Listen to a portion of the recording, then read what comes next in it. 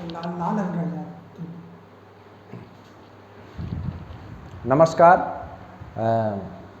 मुख्यमंत्री अभ्युदय योजना के अंतर्गत आपका स्वागत है, अभिनंदन है। आज केमिकल काइनेटिक्स का लेक्चर 4 हम लोग स्टार्ट कर रहे हैं। केमिकल काइनेटिक्स हमने स्टार्ट किया था, हमने 3 लेक्चर इसका फिनिश किया है, 3 लेक्चर हमने ख़त्म किया है। आज हम चौथा लेक्चर स्टार्ट कर रहे हैं। चौथे लेक्चर में हम लोगों को पढ़ना है integrated rate equation for different orders.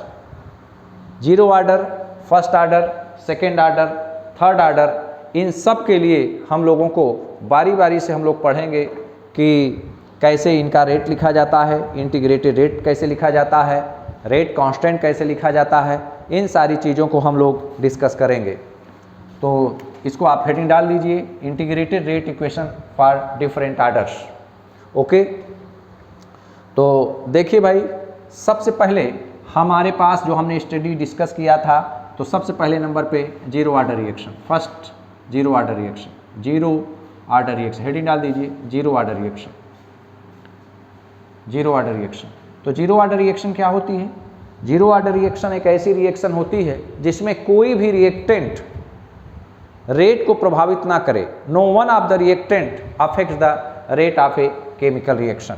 तो मैं मान लूँ, तो यहाँ पे लिख लीजिए no of the reactants, no any of the reactants, no any of the reactants, no any of the reactants, no any of the reactants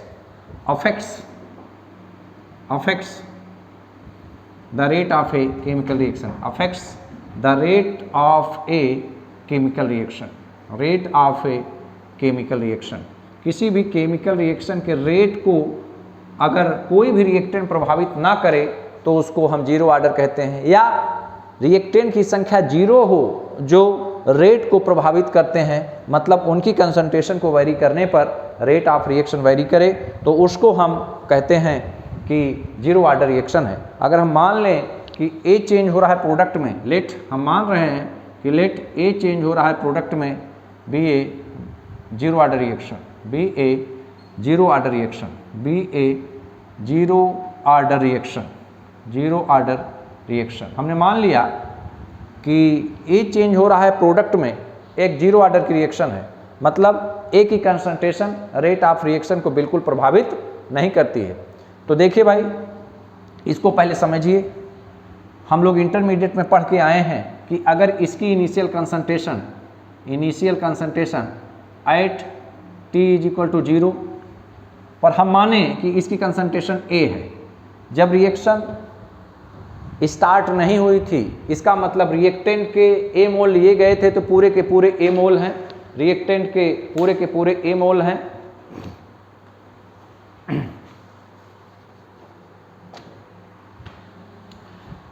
reactant के पूरे ए मोल हैं और प्रोडक्ट के मोलों की संख्या 0। लेकिन टी टाइम के बाद, टी समय के बाद, टी टाइम के बाद अगर इसके x मोल बन गए तो इसके मोलों की संख्या क्या हो जाएगी? a minus x. भाई a में से ही टूट करके प्रोडक्ट बन रहा है और हमने माना कि x मोल प्रोडक्ट बना हुआ है, तो रिएक्टेंट के मोलों की संख्या a माइनस एक्स बचेगी। ओके, a माइनस एक्स कब? At time t, at time t, at time t पर जो कंसंट्रेशन है रिएक्टेंट की वो a माइनस एक्स बची हुई है।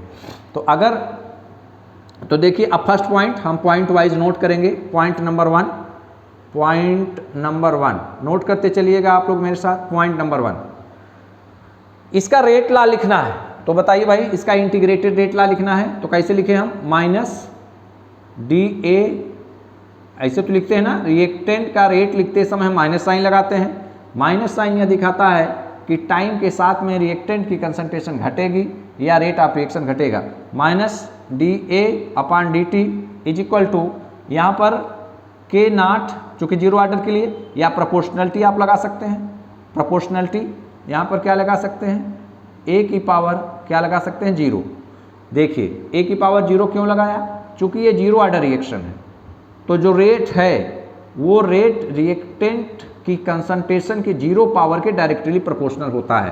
तो आप ऐसे बता भी सकते हैं जीरो ऑर्डर रिएक्शन की डिफिनीशन कि सर रेट रिएक्टेंट की कंसंट्रेशन के 0 पावर के डायरेक्टली प्रोपोर्शनल होता है, तो ऐसी रिएक्शन को हम जीरो ऑर्डर रिएक्शन कहते हैं। तो आर करके आप इसी पॉइंट में लिख सकते हैं माइनस dA/dt। देखिए भाई, आप लोग जानते भी होंगे कि प्रोपोर्शनलिटी है, प्रोपोर्शनलिटी को हटाने के लिए प्रोपोर्शनलिटी कांस्टेंट का यूज किया जाता है। तो यहाँ पे हमने लिख दिया K0, क्यों? जीरो ऑर्डर रिएक्शन के लिए। और यहाँ पर एक्टिव मास ऑफ A⁴, तो माइनस डी ए का एक्टिव मास, इसकी concentration minus dx/dt is equal to K0 A-x⁻0। तो ये आपका फर्स्ट पॉइंट में इतनी बातें आप लिख लीजिए। कभी कभी नीट में ये चीज़ें पूछा गया है कि जेई में पूछा गया है कि ये जीरो ऑर्डर रिएक्शन है, इसके लिए इंटीग्रेटेड रेट कैसे लिखा जाता है। तो minus dA-x/dt is equal to K0 A-x⁻0। इसको आप नोट कर लीजिए। सेकेंड पॉइंट, यहाँ पर देखिए भाई सारी चीज़ें एकदम बिल्कुल क्लियर हैं। Point number two, point number two, second point number two, यहाँ पर minus dA-x/dt is equal to K0 A-x⁻0 है। मैं इसी को लेके प्रोसीड कर रहा हूँ। तो ये बताइए, मैं इसको सेपरेट करना चाहता हूँ, तो माइनस साइन आगे लगा है, डिफ्रेंसिएशन डी है, तो डी ए के साथ आएगा एक बार, फिर माइनस माइनस प्लस हो जाएगा। तो मैं लिख सकता हूँ minus differentiation of A/dt minus minus plus dx/dt। यहाँ से मैं नोट कर रहा हूँ भाई, is equal to K0 A-x⁻0। देखिए यह एक कांस्टेंट है, ए क्या है? ए कांस्टेंट है। किसी भी कांस्टेंट का डिफ्रेंसिएशन हमेशा जीरो होता है। तो एक फार्मूला आप लिख लीजिए, d/dx या dt, अगर किसी कांस्टेंट का आप कर रहे हैं डिफ्रेंसिएशन तो उसकी वैल्यू जीरो होती है। एक फार्मूला होता है मैथमेटिक्स में, इसको नोट कर लीजिए। तो ये वैल्यू क्या हो जाएगी? जीरो हो जाएगी। बचा क्या? dx/dt is equal to K0। देखिए भाई, मैंने आपको एक फार्मूला बताया था कि A⁴ बराबर क्या होता है? 1, या T⁴ बराबर क्या होता है? 1। तो ये वैल्यू क्या हो जाएगी? देखिए ये वैल्यू, इसकी पावर क्या है? 0। तो बचा क्या? K0। क्या बचा? K0। ये पॉइंट नंबर 2। तो dx/dt is equal to K0 किसके लिए? For the zero order reaction, for the zero order reaction, for the zero order reaction. Okay. अब point number 3, point number 3, point number 3 में हम लोग ये डिस्कस करेंगे कि जो K0 है, तो हमारे पास point number 3, point number 3, point number 3 में हम लोग क्या डिस्कस करेंगे भाई? तो हमारे पास ऑलरेडी यहाँ पर dx/dt is equal to K0, यही है, dx/dt is equal to K0। Where K0? Where K0? बोलिए भाई, बताइए K0 क्या है? K0 रेट कांस्टेंट है, किसके लिए? For the zero order reaction. Where K0 is equal to rate constant, where K0 is equal to rate constant for the zero order reaction, for the zero order reaction, where K0 is equal to rate constant for the zero order reaction। हमको इस equation से ये find करना है कि what is the value of K0। K0 की value क्या होगी, हम लोगों को यहाँ से फाइंड करना है। तो चलिए भाई, तो dx/dt is equal to K0। इस dt को क्या मैं इधर ट्रांसफर कर सकता हूँ? इस dt को यहाँ ट्रांसफर कर सकता हूँ? बिल्कुल कर सकते हैं सर। कैसे? मल्टीप्लाई कर दीजिए। तो dx is equal to K0 और क्या? dt। यहाँ पर इंटीग्रेट करना है, यहाँ पर इंटीग्रेट करना है। तो देखिए फार्मूला मैं आपको मैथमेटिक्स का बता रहा हूँ कि अगर किसी भी dx का इंटीग्रेशन हमेशा x होता है, dp का इंटीग्रेशन हमेशा p होता है, dl का इंटीग्रेशन l होता है। जहाँ जो d के बाद रहे x वही x, d के बाद p है तो उसकी वैल्यू p, d के बाद l है dl तो ये इसकी वैल्यू l, अगर कहीं पर dq है तो इसकी वैल्यू q। ओके, तो इसको इंटीग्रेट करें x को तो कितनी वैल्यू आएगी, x is equal to k naught, और dt को इंटीग्रेट करेंगे, यहाँ पर आपने लिखा अगर dt का इंटीग्रेशन अगर आप करें तो ये इसको आप नोट कर ले। जो हमारे बायो के बच्चे हैं उनके लिए थोड़ा सा प्रॉब्लम रहती है इंटीग्रेशन डिफरेंशिएशन की, तो वो नोट कर लेंगे। k नॉट और dt की जगह क्या हो जाएगा t, और यहाँ पर क्या एक इंटीग्रेशन कांस्टेंट c, ये c क्या है, integration constant, integration constant. Okay, तो x is equal to k naught t plus, कभी कभी ये भी पूछा गया है कि निम्नलिखित में से क्या सही है, तो इसको भी आप नोट करके स्क्वायर ब्रैकेट लिख लीजिए। किसी किसी एग्जाम में आया है, नीट और जेई के बच्चों के लिए बहुत इंपॉर्टेंट है। x is equal to k naught t plus c। अब हम यहाँ पर वैल्यूज रखेंगे कि देखिए भाई, फिर मैं आपको एक बार पुनः जब स्टार्ट किया था लेक्चर को तो ये चेंज हो रहा है प्रोडक्ट में, इनिशियल कंसंट्रेशन a, इसकी 0, इसकी कंसंट्रेशन x, इसकी a माइनस x, मैं आपको समझा रहा हूँ। तो व्हेन, इसको इक्वेशन नंबर आप मान लीजिए 1, इसको इक्वेशन नंबर 1, व्हेन जब t बराबर 0, t बराबर 0 यही था ना इनिशियल कंसंट्रेशन, t बराबर 0, जब t बराबर 0 था तो x कितना था जी, यही x है, x p प्रोडक्ट की कंसंट्रेशन है x t टाइम के बाद, तो इसकी वैल्यू कितना है, इसकी वैल्यू क्या है, 0 है।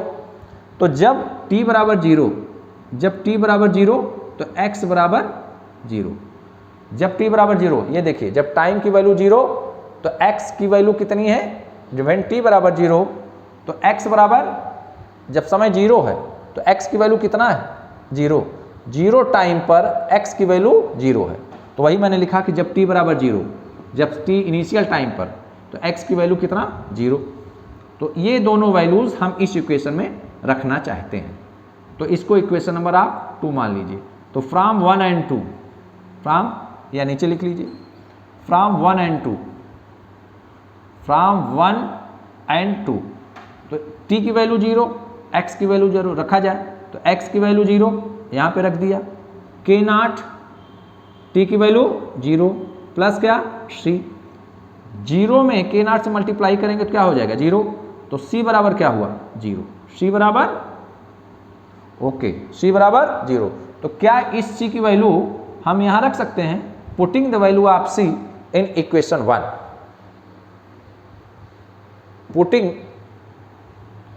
Putting the value of, putting the value of, putting the value of c in equation, putting the value of c in equation 1, putting the value of c in equation 1। तो चलिए भाई रखिए, x is equal to, x जैसे है मैंने वैसे लिख लिया, k नॉट t और c की वैल्यू क्या, 0, तो x is equal to k naught t आया, इसको इधर कर लीजिए, इसको इधर कर लीजिए, तो k naught is equal to, k naught t is equal to x, तो k नॉट बताइए भाई, इसको मैंने इधर कर लिया, इसको राइट साइड में कर लिया, तो k नॉट बताइए, x के नीचे क्या हो जाएगा, x के नीचे t, k नॉट बराबर x upon t, k naught बराबर x अपान t। बहुत इंपॉर्टेंट है, वेरी वेरी इंपॉर्टेंट, इसको आप इंपॉर्टेंट कर लीजिए। 0 ऑर्डर के लिए रेट कांस्टेंट की वैल्यू x माने कंसंट्रेशन अपान टाइम t, तो k naught is equal to x upon t, k naught is equal to x upon t। तो भाई ये पॉइंट नंबर 3 में आपकी वैल्यू आई, यहाँ पर मैं इरेज कर देता हूँ इसको, तो k नॉट, तो एक बार पॉइंट नंबर 4 है ये, पॉइंट 4 में लिख लीजिए, पॉइंट नंबर 4 में लिख लीजिए, value of rate constant, value of rate constant, case rate constant for 0 order reaction, rate constant for zero order reaction, K naught is equal to x upon T, इसको square bracket करिए, इसको square bracket करिए, K naught is equal to x upon T. Okay, इसके बाद point number 5, तो भाई हम लोगों को एक चीज़ याद रखना है कि जीरो ऑर्डर रिएक्शन वो रिएक्शन होती है जिसमें कोई भी रिएक्टेंट रेट को प्रभावित नहीं करता है, मतलब रिएक्टेंट की पावर जीरो होती है, वही डायरेक्टली प्रोपोर्शनल होता है रेट ऑफ रिएक्शन के। तो पॉइंट नंबर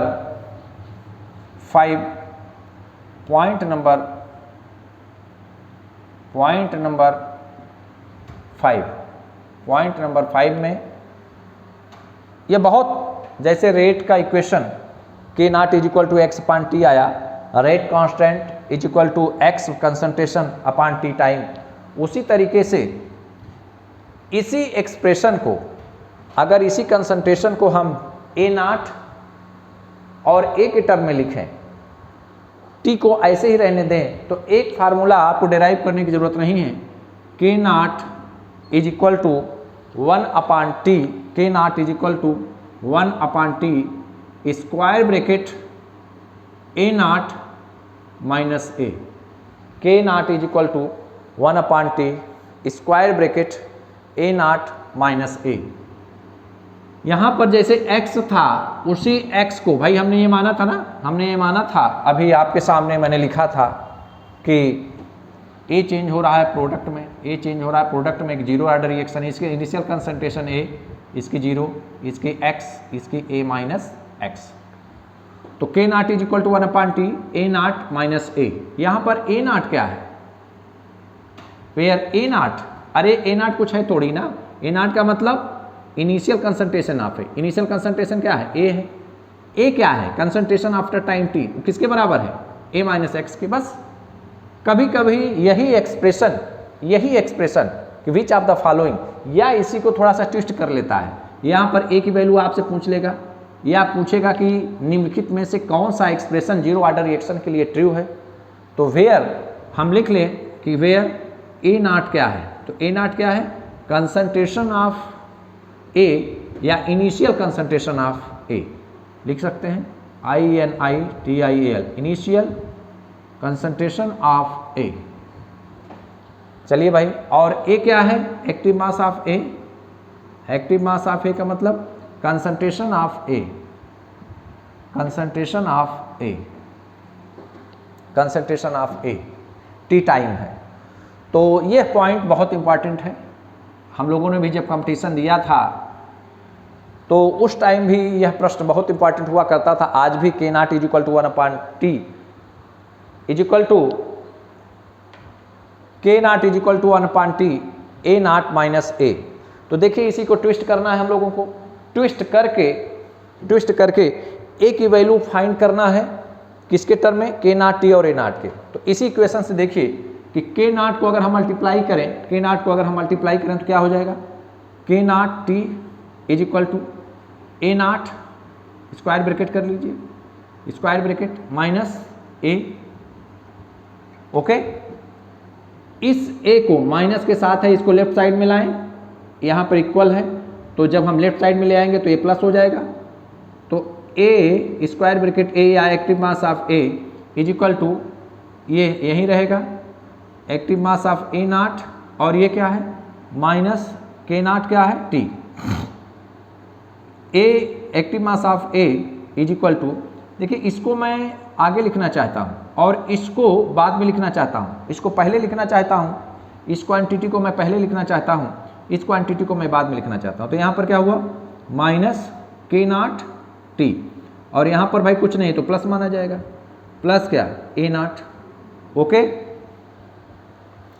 तो देखिए भाई यहाँ पर इसको अगर हम माने y और इसको क्या माने m, इसको क्या माने x, इसको क्या माने c, मतलब इस क्वांटिटी को एक्टिव मास ऑफ ए को y, के नॉट को मैंने m, इसको x और इसको क्या माना c।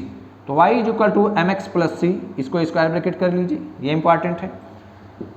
अगर हम ग्राफ प्लाट करें y equal to mx plus c का, तो वो ग्राफ इस तरीके से आता है, इस तरीके से y equal to mx plus c का ग्राफ। लेकिन यहाँ पर हमारा जो स्लोप है m, उसकी वैल्यू क्या है, m निगेटिव में है। यहाँ y एक्सिस पर क्या है, एक्टिव मास ऑफ A, यहाँ पर x क्या है, टाइम t है। तो ये ग्राफ आता है इस टाइप से, ऐसे ग्राफ आता है, ये ग्राफ आता है, ठीक है। तो ये जो वैल्यू है ये मैक्सिमम यही A0 है, ये क्या है, A0 है। और इसका स्लोप क्या है, m is equal to minus k ना। बहुत इंपॉर्टेंट है भाई कि कौन सी ऐसी रिएक्शन है zero order, first order, second order में कि जिसमें जो स्लोप है, स्लोप माइनस के नॉट के बराबर है, तो वह रिएक्शन जीरो ऑर्डर रिएक्शन है। उस रिएक्शन में slope m is equal to minus k naught है। तो इस तरीके से हम लोगों को ये ध्यान देना है कि K naught is equal to 1/t, A naught minus A होता है। A naught is the initial concentration of A और ए क्या है, कंसंट्रेशन ऑफ ए होता है। तो इसके आगे पॉइंट नंबर 6, ये पॉइंट नंबर 5 था। अब हम डिस्कस करेंगे point number 6। Point number 6 discuss करेंगे हम लोग। पॉइंट नंबर 6, यहाँ पर हेडिंग डाल दीजिए, point number 6। Point number 6, point number 6 में हम लोग डिस्कस करेंगे half life time. Point number 6 में हम लोग डिस्कस करेंगे half life time, half life time for the zero order reaction. छोटी सी हेडिंग डाल दीजिए, half life time, half life time. जो हमारे हिंदी माध्यम से जुड़े हुए बच्चे हैं उनके लिए मैं बता दूं कि हाफ लाइफ टाइम का मतलब होता है अर्ध आयुकाल, अर्ध आयुकाल या अर्ध आयु समय। वैसे होता क्या है ये हाफ लाइफ टाइम, होता क्या है, वह टाइम जिसमें कोई भी मटेरियल, यहाँ पर लिख सकते हैं point number 5 half life time, वह समय। इसको लिखा कैसे कैसे जाता है, कुछ केमिस्ट्री की किताब वाले इसको टी हाफ लिखते हैं, कुछ केमिस्ट्री की किताब वाले इसको टी 0.5 लिखते हैं, कुछ किताब वाले इसको टी 50 लिखते हैं। तो आप लोग भी लिख लीजिए कि टी 1/2, टी 0.5 या टी 50। तो देखिए भाई, टी हाफ या 0.5 या टी 50 क्या दिख रहा है, ऐसा टाइम, ऐसा समय जिसमें कोई भी मटेरियल, कोई भी पदार्थ अपने इनिशियल कंसंट्रेशन का आधा टूट जाए, आधा ब्रेक हो जाए, आधा डिसइंटीग्रेट हो जाए और आधा ही बचे, तो उसको हम कहेंगे कि यह इसका हाफ लाइफ टाइम है। हाफ लाइफ टाइम का मतलब वह समय जिसमें कोई भी मटेरियल अपने इनिशियल कंसंट्रेशन का आधा बचता है और आधा ब्रेक होकर डिसइंटीग्रेट होकर निकल जाता है, उसको हम कहते हैं हाफ लाइफ टाइम। अच्छा, मैं आपको समझाने का प्रयास करता हूँ हाफ लाइफ टाइम। तो इसको आप लिख लीजिए, half life time is the time in which any of the substance becomes half of its initial concentration। तो the time half life time की definition शॉर्ट में लिख लीजिए, in which the time in which half of the substance, the time in which half of the substance is disintegrated,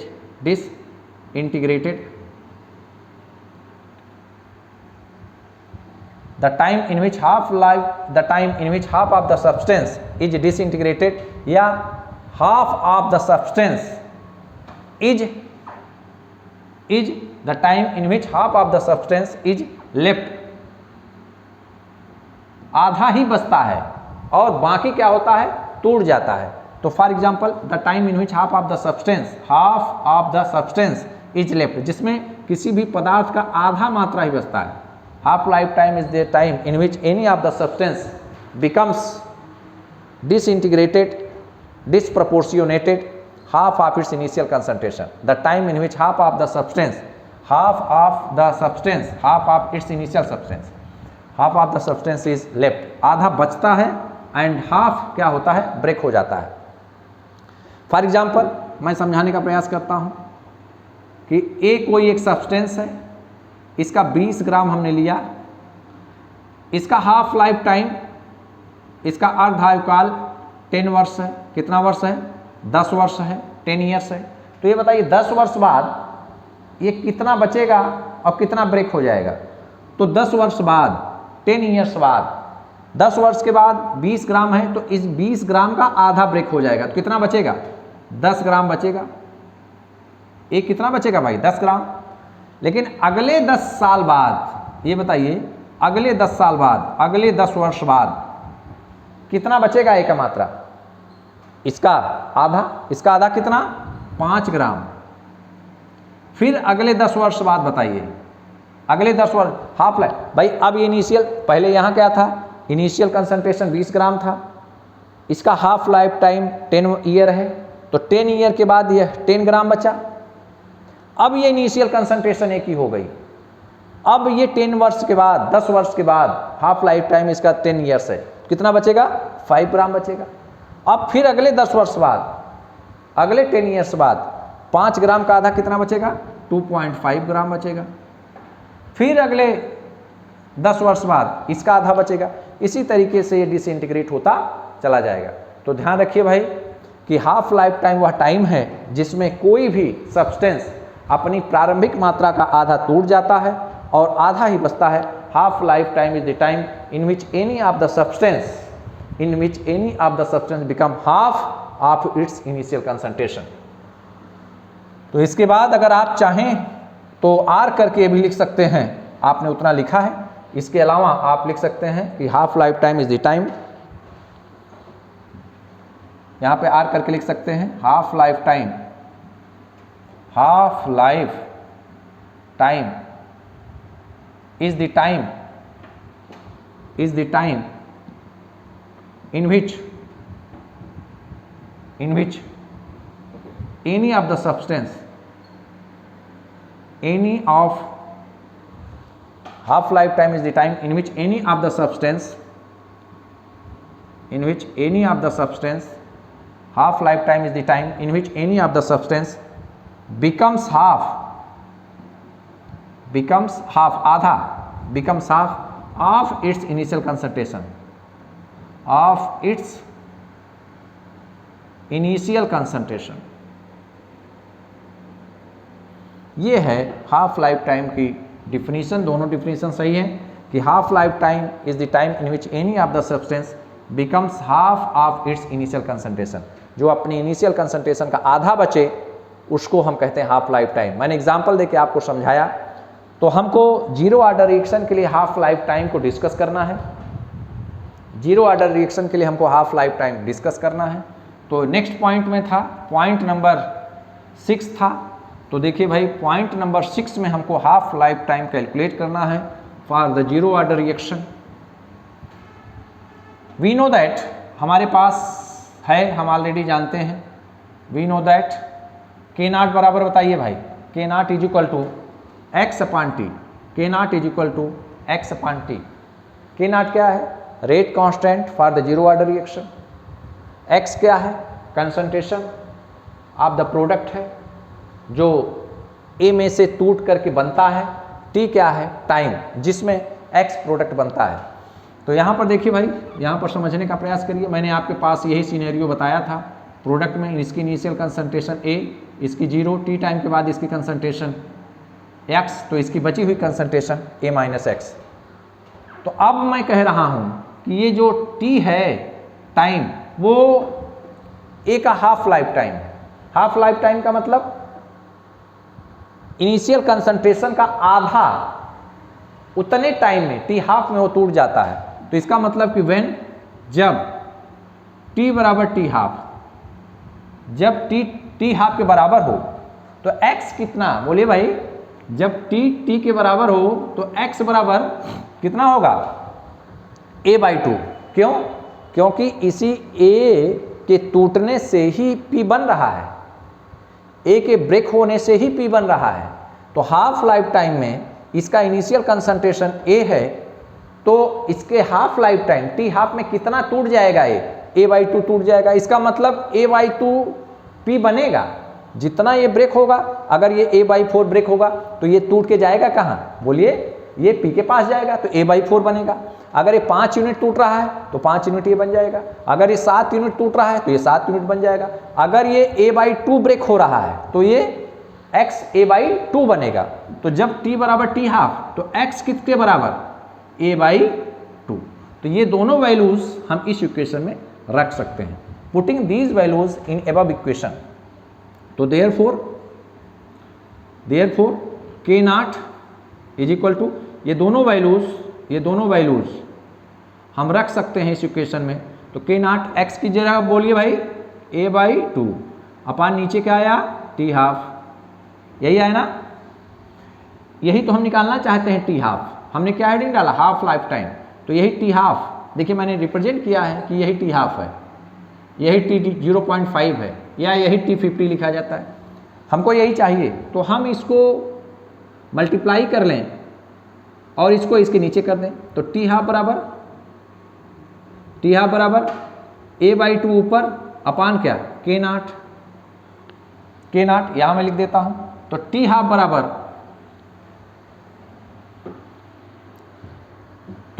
बराबर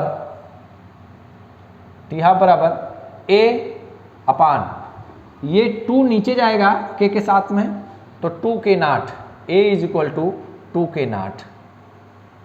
very important हमारे NEET और JEE के जो भी बच्चे इस लेक्चर को देख रहे हैं, इसको स्क्वायर ब्रैकेट करके नोट कर लें नीट और जेई के लिए कि for the zero order reaction जो t हाफ है उसकी वैल्यू क्या होती है, तो A/2K0, 2 कांस्टेंट K0 कांस्टेंट। तो इसको मैं ऐसे लिख सकता हूँ, t half is equal to 1/2K0 पहले लिख सकता हूँ, इनटू मैं A लिख सकता हूँ। ओके, या ब्रैकेट ना लगाइए, ऐसे लिख दीजिए, इनटू A लिख दीजिए। ओके, देखिए भाई मैं कुछ चीज़ें बताना चाहता हूँ मैथमेटिक्स के पॉइंट ऑफ व्यू से। अगर A is proportional to B है तो प्रोपोर्शनलिटी को हटाया जाता है, एक कांस्टेंट लगा दिया जाता है B।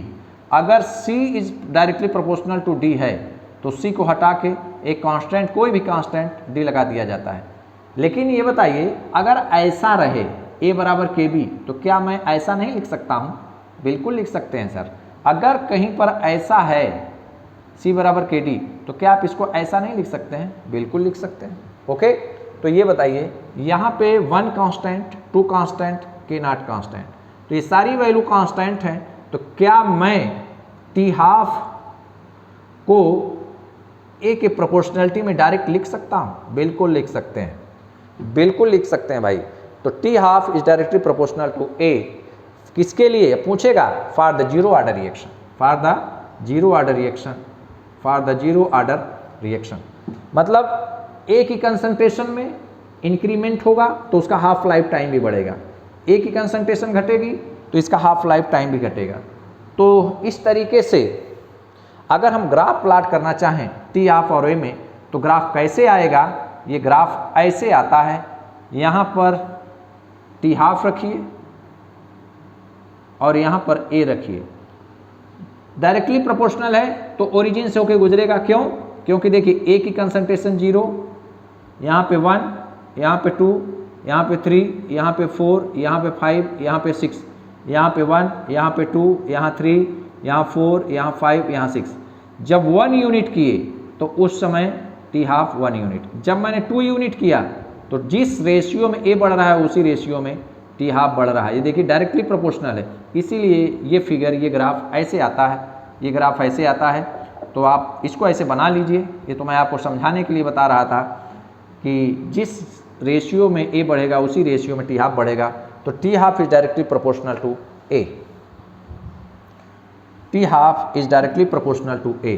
अब यहीं पर इन जनरल आप लिख लीजिए, यहीं पर इन जनरल लिख लीजिए कि किसी भी रिएक्शन के लिए फॉर nth ऑर्डर रिएक्शन, ये तो जीरो ऑर्डर रिएक्शन थी, for the nth order reaction t half, यहीं पर नोट करके लिखिए, नोट करके लिखिए for the nth order reaction,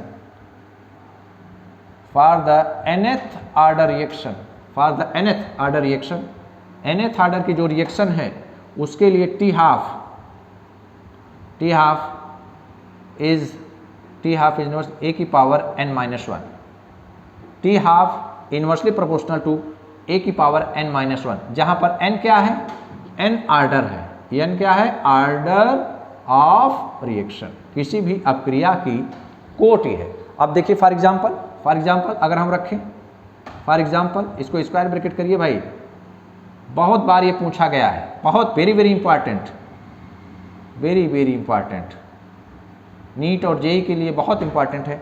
for example अगर n की वैल्यू क्या रखें हम, 0, तो यहाँ पर n की वैल्यू हम 0 रख दें, तो t half is directly proportional to 1/a की पावर 0-1, तो 0 में से 1 घटाएंगे तो क्या हो जाएगा, t half is directly proportional to a की पावर -1।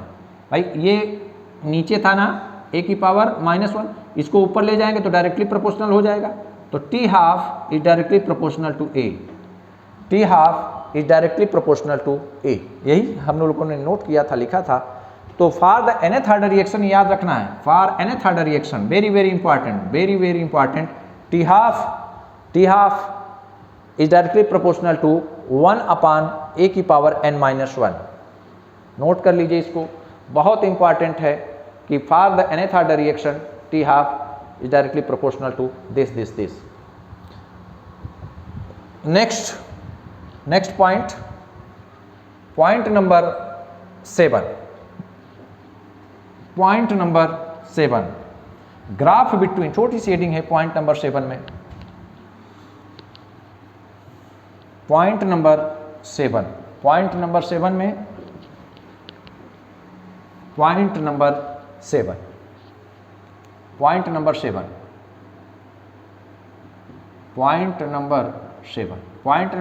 में क्या है भाई, पॉइंट नंबर 7 में ग्राफ बिटवीन कंसंट्रेशन, छोटी सी हेडिंग डाल दीजिए, graph between rate and concentration for the zero order reaction. Rate और कंसंट्रेशन में क्या संबंध होगा for the zero order reaction. और अभी जब मैंने स्टार्ट किया था अपना लेक्चर, तो जीरो ऑर्डर रिएक्शन की डिफिनीशन मैंने आपको बताई थी कि जीरो ऑर्डर की रिएक्शन वो रिएक्शन होती है कि जिसमें कोई ऐसा रिएक्टेंट ना हो, जिसमें कोई ऐसा रिएक्टेंट उपस्थित ना हो जो अपक्रिया की दर को, रेट ऑफ रिएक्शन को अफेक्ट करता है, प्रभावित करता है। तो इसका मतलब कि rate is directly proportional to concentration, 0 power of the concentration of reactant. हमने आपको क्या बताया था भाई, हमने आपको बताया था कि ये चेंज वाला प्रोडक्ट में एक जीरो ऑर्डर रिएक्शन है, इसका इनिशियल कंसंट्रेशन A है, ये 0 रहेगा। जब इनिशियल कंसंट्रेशन पूरा A है तो P बना ही नहीं है। इसका T टाइम के बाद हमको पता लगा कि इसका X अमाउंट बन गया है, तो इसी में से टूट के बना है ना। अगर ये 10 था तो मैंने कहा 2 यूनिट बन गया, तो बच्चा कितना, 8 यूनिट, तो ये कितना हुआ, A माइनस एक्स। तो जीरो ऑर्डर के लिए मैं आपको पढ़ाया था कि जीरो ऑर्डर के लिए rate is directly proportional to A की पावर 0, यही तो था, A की power 0। Rate is equal to K0 A minus x की पावर 0। तो A माइनस एक्स की पावर 0 बराबर 1, A माइनस एक्स की पावर 0 बराबर क्या हो गया, 1। तो ये बताइए रेट, ये वैल्यू 1 हो गई और ये K0 है, rate is equal to K0। इसका मतलब कि कंसंट्रेशन पर रेट डिपेंड ही नहीं कर रहा है, मतलब कि concentration does not depend, rate does not depend upon concentration. लिख लीजिए नोट करके, rate does not depend upon concentration. Rate concentration पर डिपेंड नहीं करता है, किसके लिए, फॉर फर्स्ट ऑर्डर की सेकेंड नहीं sir, for zero order reaction, for zero order reaction. Zero order की अपक्रिया के लिए रेट कंसंट्रेशन पर निर्भर नहीं करता है। आप खूब कंसंट्रेशन बढ़ाइए, रेट पर कोई भी प्रभाव नहीं पड़ेगा। तो यहाँ पर आप रेट लिखिए और यहाँ पर क्या लिखिए, कंसंट्रेशन। तो ये बताइए रेट हम बढ़ाएं, ये ग्राफ ऐसे आता है, कैसे, क्यों, देखिए यहाँ पर रेट, यहाँ पे 0 यूनिट, यहाँ पे 1, यहाँ 2, यहाँ 3, यहाँ 4, यहाँ 5, ऐसे ग्राफ 1 2 3 4 5 और 6। देखिए कंसंट्रेशन जब हमने बढ़ाया तो रेट कितना गुना बढ़ा, ये है रेट। जब हमने कंसंट्रेशन बढ़ाया तो रेट ये है, हमने कंसंट्रेशन बढ़ाया तो रेट ये है, हमने कंसंट्रेशन बढ़ाया तो रेट ये है। कंसंट्रेशन बढ़ा रहा हूँ लेकिन रेट पर कोई भी प्रभाव नहीं पड़ा। तो ये ग्राफ नीट और जेईई में पूछे गए हैं कि निम्नलिखित में से कौन सा ग्राफ रेट और कंसंट्रेशन के बीच का है for the zero order reaction. तो very very important, very very important. कई बार यह प्रश्न पूछा गया है कि क्या होगा। तो भाई आप लोग ध्यान दीजिए कि कैसे हम लोगों ने प्लाट किया कि for the zero order reaction हमने कितने पॉइंट नोट डाउन किए। हम लोगों के पास जो पॉइंट की संख्या थी जीरो ऑर्डर रिएक्शन के लिए वो 7 पॉइंट थे। अब हम लोग धीरे धीरे आगे बढ़ते हैं for the first order reaction. अब हेडिंग डाल दीजिए for the first order reaction, for the first order reaction.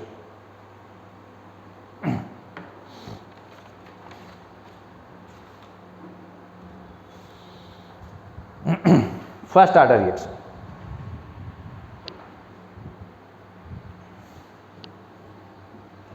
इसको इरेज करता हूं मैं। तो आज हम लोगों ने जो जीरो ऑर्डर रिएक्शन हम लोगों ने पढ़ा, तो जीरो ऑर्डर रिएक्शन में हम लोगों ने ये बताया कि कोई भी रिएक्टेंट रेट को प्रभावित नहीं करता है। कोई भी ऐसा रिएक्टेंट नहीं है जिसकी कंसंट्रेशन रेट ऑफ रिएक्शन को प्रभावित करती है। तो भाई अब ध्यान देने की बात है कि हमारे पास जीरो ऑर्डर रिएक्शन से रिलेटेड 7 पॉइंट हैं और यही 7 पॉइंट ऐसे हैं कि कभी भी नीट और जेईई में प्रश्न पूछे जाएंगे तो इन 7 पॉइंट के बेसिक कॉन्सेप्ट को जरूर इंक्लूड किए रहेंगे। इसलिए आप लोग घबराइएगा नहीं, घबराने की कोई ज़रूरत नहीं है। बहुत इत्मीनान से आप हैंडल करिएगा प्रश्न को। तो अभी तक हम लोगों ने ये पढ़ा कि जीरो ऑर्डर रिएक्शन वो होती है कि जिसमें रिएक्टेंट की कंसंट्रेशन रेट को बिल्कुल प्रभावित नहीं करती है। तो अब आप हेडिंग डाल दीजिए examples of zero order reaction, examples of zero order reaction. Zero order reaction के लिए उदाहरण, जीरो ऑर्डर रिएक्शन के लिए उदाहरण बताइए भाई। जीरो ऑर्डर रिएक्शन का पहला एग्जाम्पल अमोनिया का डिकम्पोजिशन, ट्वाइस अमोनिया। ये ब्रेक होता है 1130 केल्विन पर, 1130 केल्विन पर प्लेटिनम कैटलिस्ट की प्रेजेंस में। प्लेटिनम कैटलिस्ट की प्रेजेंस में क्या बनता है, नाइट्रोजन गैस N2 और प्लस 3H2 बनता है। बहुत अच्छा इंपॉर्टेंट है। ये रिएक्शन किस ऑर्डर की है, जीरो ऑर्डर की।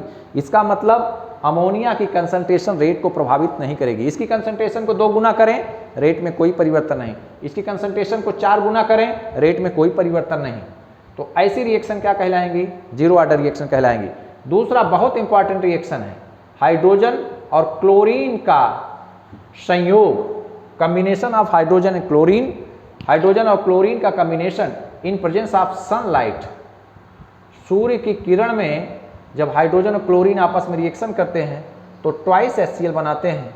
तो इस अपक्रिया को भी जीरो ऑर्डर रिएक्शन कहते हैं, क्योंकि कोई भी ऐसा रिएक्टेंट नहीं है, ना तो H2 और ना तो Cl2, जो रेट ऑफ रिएक्शन को प्रभावित करते हैं। तो इसका रेट ला कि रेट इज इक्वल टू, या डायरेक्टली प्रोपोर्शनल भी कर सकते हैं। H2 की पावर क्या लिखें भाई, 0। क्यों, क्योंकि इसको 0 लिखेंगे तो इसकी वैल्यू 1 हो जाएगी। क्लोरीन की पावर 0 लिखेंगे तो इसकी भी वैल्यू क्या हो जाएगी, 1 हो जाएगी। तो रेट K0 पर डिपेंड करेगा, रेट K0 के बराबर हो जाएगा। इसका मतलब कंसंट्रेशन का रेट पर कोई भी प्रभाव नहीं है। तो यही है rate law for the zero order reaction. और अब एक क्वेश्चन मैं आपको बोलने चल रहा हूं, आप लोग उसको लिखिए और सॉल्व करके हमको बताइए।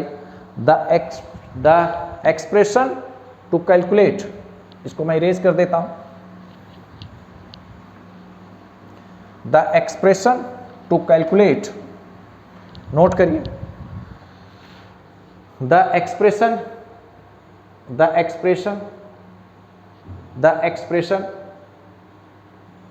To calculate, the expression to calculate the expression to calculate the time required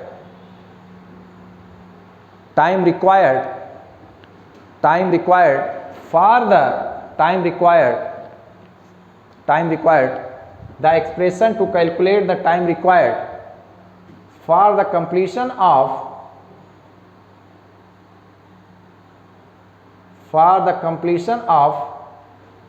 zero order reaction, for the completion of zero order reaction। चार ऑप्शन मैं दे रहा हूं आपको। फर्स्ट नंबर पे T is equal to R0 reactant R0 upon के। Second number पे second option इसका है T is equal to active mass of R minus active mass of R0। इसमें सी ऑप्शन है T is equal to K upon R0, T is equal to R0, T is equal to K upon R0। और चौथा option इसका है, fourth option है T is equal to 1 upon R0 bracket के अंदर R0 minus R।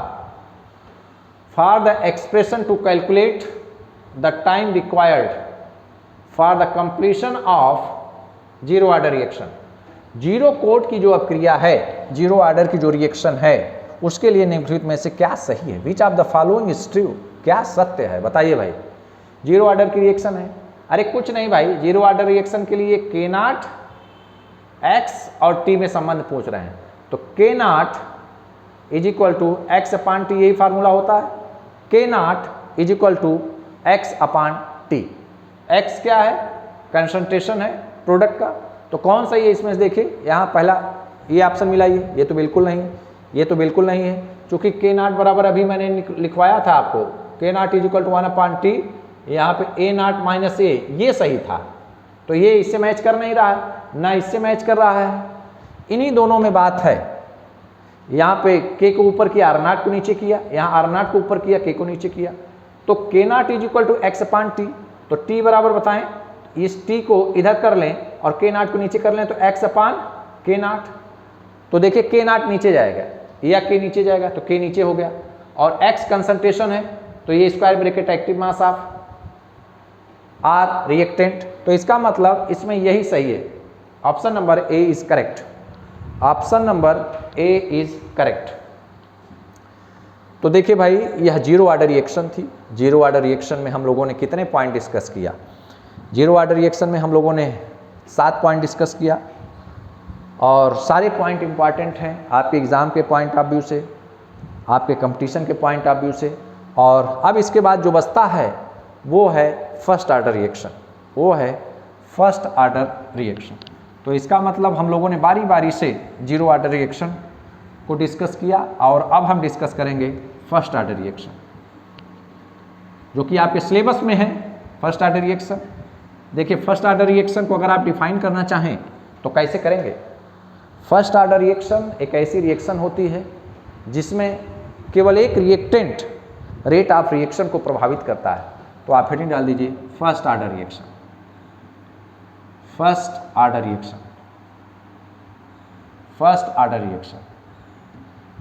Rate is directly proportional to first power, rate is directly proportional to first power of any of the reactant.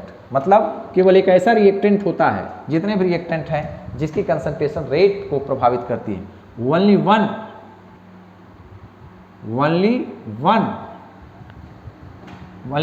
reactant concentration affects the reactant concentration affects the only one reactant concentration affects the rate of reaction, rate of a reaction, rate of reaction। केवल एक ऐसा reactant होगा जो rate of reaction को प्रभावित करेगा। तो हम मान लें कि लेट ए चेंज हो रहा है प्रोडक्ट में, be a first order reaction. हमें मान लें कि B a first order reaction, प्रथम कोट की अभिक्रिया हमने माना कि लेट ए चेंज हो रहा है बी में, पी में, be a first order reaction, be a first order reaction, first order reaction, प्रथम कोट की अभिक्रिया be a first order reaction. तो इसका मतलब कि इसका जो पावर होगा, फर्स्ट पावर, वो रेट के डायरेक्टली प्रोपोर्शनल होगा। इसकी इनिशियल कंसंट्रेशन ए, इसकी कंसंट्रेशन क्या होगी 0, टी टाइम के बाद इसकी कंसंट्रेशन x, इसकी कंसंट्रेशन क्या हो जाएगी a minus x at time t बराबर 0, एट t बराबर 0, at time t, at time t। तो इसमें अब पॉइंट नंबर 1, फर्स्ट पॉइंट, चलिए भाई इसका रेट ला बताइए, माइनस डी ए अपान क्या D T is directly proportional to A की पावर क्या 1, आर करके लिख सकते हैं आप डी एक्स अपान डी टी। यहाँ पर इसको हटा दें प्रोपोर्शनलिटी को, तो ये क्या हो जाएगा भाई, देखिए यहाँ पे a माइनस एक्स है, तो a कैंसिल हो जाएगा, माइनस माइनस क्या हो जाएगा प्लस, तो dx इज इक्वल टू, यहाँ पर प्रोपोर्शनलिटी को हटा दीजिए, k1 और a की जगह क्या रखना है a माइनस एक्स की पावर क्या है 1 है, कोई मतलब नहीं। तो ये कभी कभी पूछा गया है कि फर्स्ट आर्डर रिएक्शन के लिए जो इंटीग्रेटेड रेट एक्सप्रेशन है वो कैसे आता है, तो dx upon dt is equal to k1 a की पावर, और यही रेट ला है, क्या है, यही रेट ला है। बोलिए भाई, ये फर्स्ट यहाँ पर 1 आर्डर है, वहाँ यहाँ पे पावर 1 है, इसीलिए आर्डर 1 है, ये रेट ला है। इसके लिए सेकेंड पॉइंट, जैसे वहाँ पर हमने निकाला था सेकेंड पॉइंट, जैसे आपको याद होगा 0 आर्डर रिएक्शन के लिए मैंने ऐसे निकाला था कि dx upon dt is equal to k naught था, इसको हम इधर ले गए थे, dx किए थे, और इधर क्या हुआ था k नॉट dt हुआ था। इसी को हम सॉल्व करके k naught is equal to x upon t निकाले थे, आपको याद होगा, अभी मैंने निकाला ये rate constant for the 0 order reaction. तो यहाँ पर value of rate constant k1, यही इसी की वैल्यू कितना आती है, डिराइव नहीं करना है, इसका डेरिवेशन हमको नहीं सीखना है, हमको सिर्फ इसकी वैल्यू मालूम होनी चाहिए। तो value of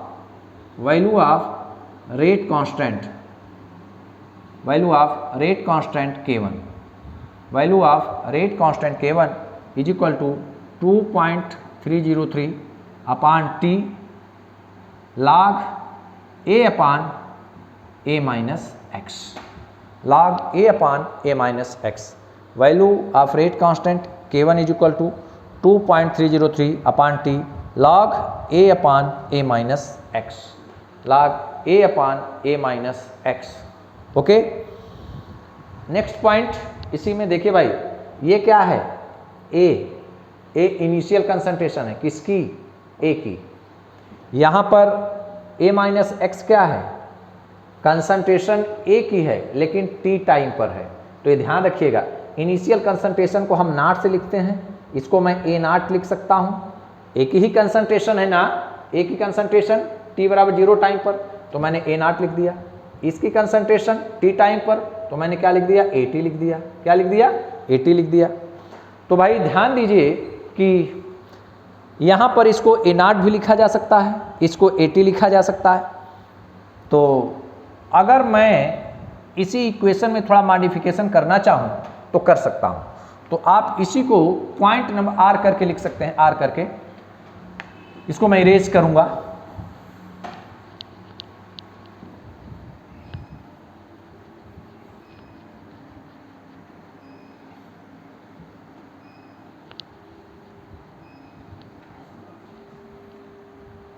K1 is equal to 2.303 upon T,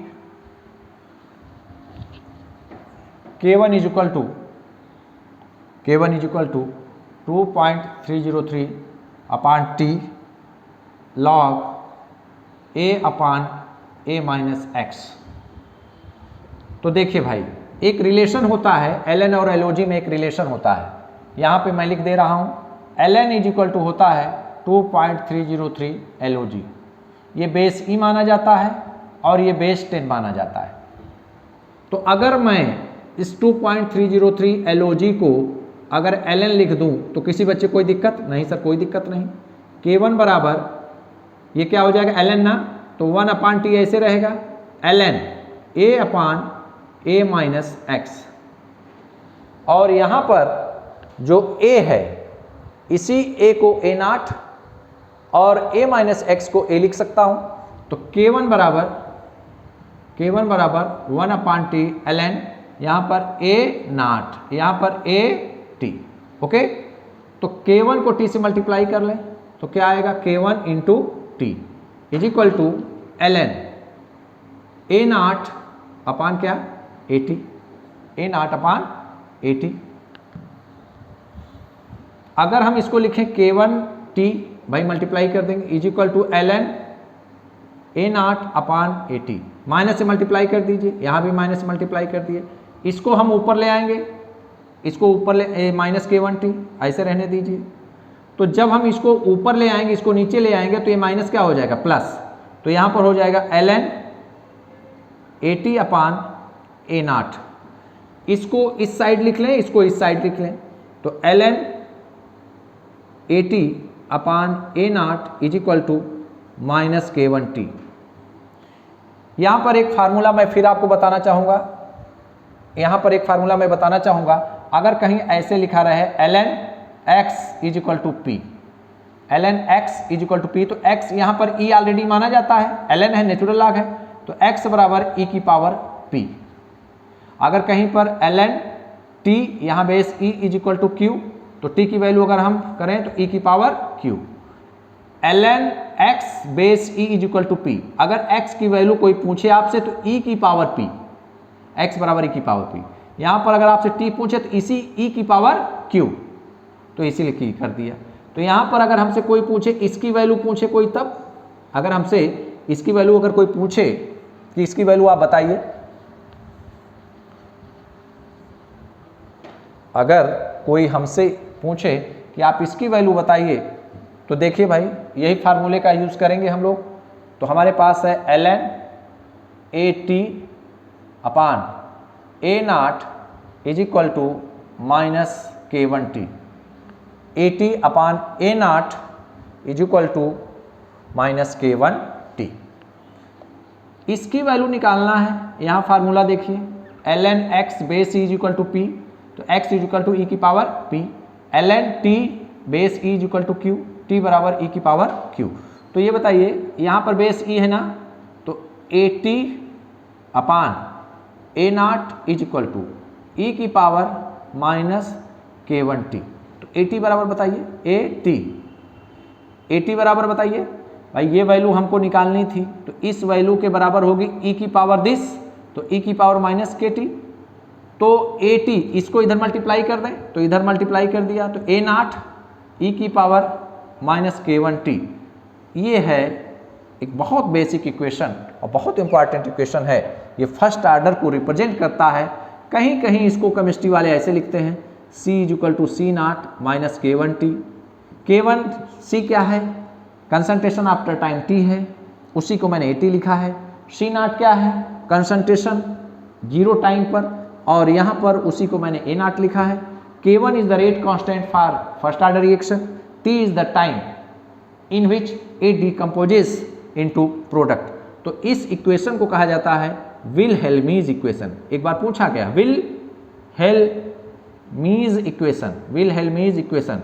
देखिए भाई, यहाँ कोई बच्चा अगर इंटरेस्टेड है तो वो नोट कर सकता है, अदरवाइज आप स्किप करके सीधे इस पॉइंट पे आ सकते हैं। सारी चीज़ों ये स्किप केवल आपको समझाने के लिए मैंने इतनी मेहनत किया है कि हमारे बच्चे को समझ में आए कि हम कैसे यहाँ से यहाँ आ गए, हम कैसे यहाँ से यहाँ प्रोसीड किए। तो अगर इसको आप नोट कर लीजिए तो बहुत अच्छा है, अगर नोट नहीं करेंगे, यहाँ से डायरेक्ट स्किप करके आएंगे, तब भी आपका काम चल जाएगा, आप अपना नोट्स कंप्लीट कर लेंगे। तो इसका नाम है विलहेल्मीज इक्वेशन। क्या नाम है इसका, विलहेल्मीज, WIL, विलहेल्मीज इक्वेशन। विलहेल्मीज इक्वेशन इसका नाम है, WILHELMYS, विलहेल्मीज इक्वेशन। तो भाई रेट कांस्टेंट फर्स्ट ऑर्डर के लिए k1 बराबर 1/t ln a/a minus x, या K1 बराबर 2.303 upon T log A upon A minus X. अब चलिए आगे बात करते हैं। पॉइंट नंबर हमारे पास कौन सा पॉइंट था? पॉइंट नंबर 4, पॉइंट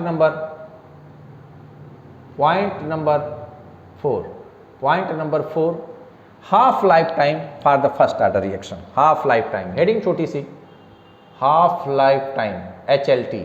R इसको क्या लिखा जा सकता है भाई? T half. R क्या लिखा जा सकता है? T50। R क्या लिखा जा सकता है? T 0.5 लिखा जा सकता है ना? मैंने आपको पढ़ाया था अभी जीरो ऑर्डर में। चलिए, हाफ लाइफ टाइम कैसे डिफाइन किया जाता है? वह टाइम जिसमें कोई भी सब्सटेंस अपने इनिशियल कंसंट्रेशन का आधा ब्रेक हो जाए और आधा ही बचे, तो ऐसी रिएक्शन, ऐसे टाइम को हम हाफ लाइफ टाइम कहते हैं। अर्धायुकाल हिंदी में कहा जाता है या अर्धायु समय कहा जाता है। सिंबॉलिक फॉर्म में उसको T हाफ या T50 या T 0.5 लिखा जाता है। कहीं पर ऐसे लिखा रहे तो आप घबराइएगा नहीं, आप जान जाइएगा कि ये T हाफ है, हाफ लाइफ टाइम है। वह टाइम जिसमें कोई भी सब्सटेंस अपने इनिशियल कंसंट्रेशन का आधा ब्रेक हो जाए और आधा ही बचे, उसको हम कहते हैं हाफ लाइफ टाइम। तो हमारे पास पॉइंट नंबर 4 है, पॉइंट नंबर 4 हमको पढ़ना है, जिसमें हमको half life time for the first order reaction पढ़ना है। तो देखिए भाई, मैं डायरेक्ट लिख रहा हूँ, इसी फार्मूले से डिराइव होता है K = 2.303 upon T log A upon A minus x. इसी फार्मूले से डिराइव होता है। कैसे? जब T बराबर T हाफ कर दिया जाए तो x बराबर किसके होगा? A/2 के। इन दोनों वैल्यूज़ को यहाँ रख दीजिए। तो K1 बराबर 2.303 अपान T की जगह क्या? T half into log A upon A minus 2। तो ये क्या हो जाएगा? K1 = 2.303 upon T half log, देखिए A माइनस A/2, तो A अपान A/2, ये 2 ऊपर जाएगा तो ये हो जाएगा 2A और नीचे A से कैंसिल। T हाफ को इधर कर लीजिए, K1 को उधर कर लीजिए, तो T हाफ को इधर कर लिया, तो 2.303 अपान क्या? K1 इंटू log 2 तो इजिकल टू 2.303 log 2 की वैल्यू 0.3010 अपान क्या? K1 2.303 और 0.301 को मल्टीप्लाई करेंगे तो 0.6932 आती है वैल्यू।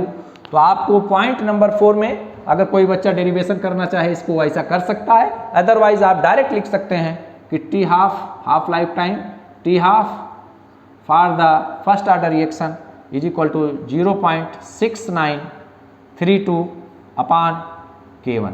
ये बहुत इंपॉर्टेंट फार्मूला है, very very important.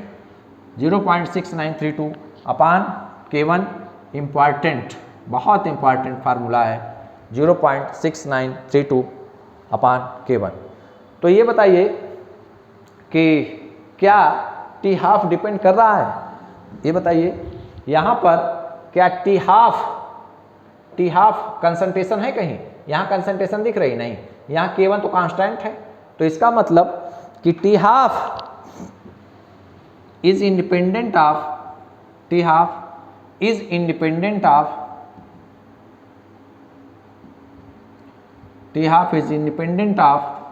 concentration of reactant।